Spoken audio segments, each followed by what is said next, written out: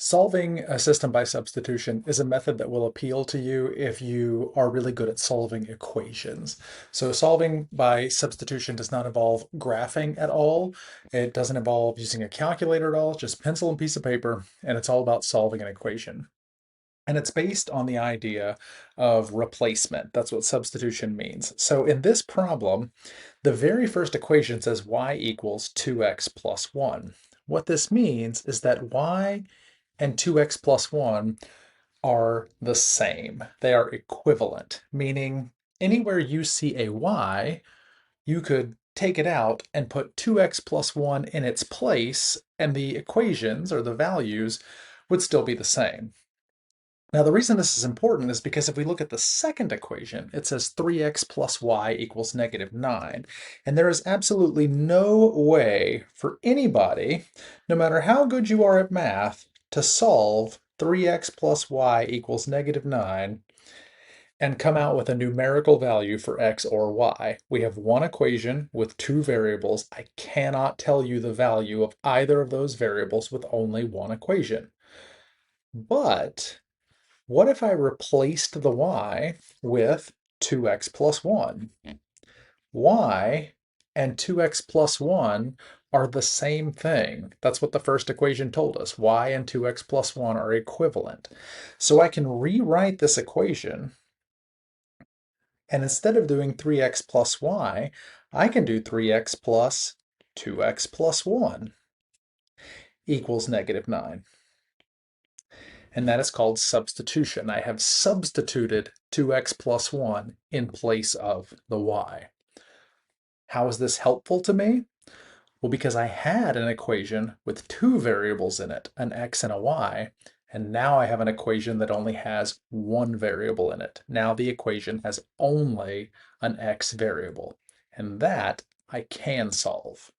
So let's use a couple of our algebra techniques we know. Let's combine the 3x and the 2x. That will give us 5x plus 1 equals -9. Okay, and now we're just two steps away from the answer. Let's use our subtraction property of equality to subtract 1 on both sides.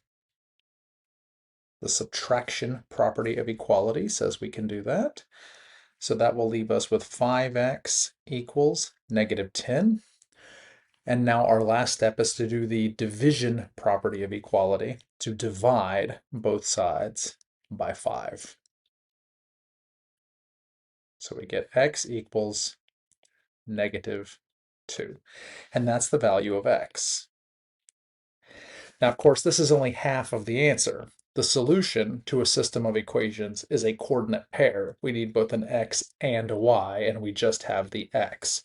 So how are we going to find out the y? Well, that part's pretty simple. Remember this first equation that we had? Y equals 2x plus 1. I now know what x is. I just figured out from the other equation that x equals -2.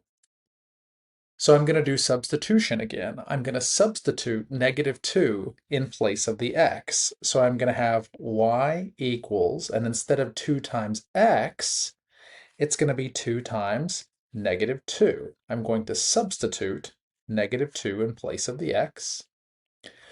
And now I'm going to solve this equation. So it's y equals 2 times -2 is -4. And -4 plus 1 is -3. So now I know the value of y is -3. So working out this problem, I have learned that the x value is -2 and the y value is -3, which means the solution to this system of equations is -2, -3.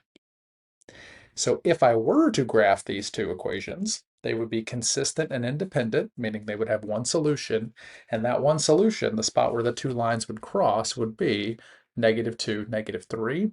But I can tell that using substitution without actually creating a graph. Using just pure algebra, just solving equations, I can find the coordinate pair that these two equations have in common.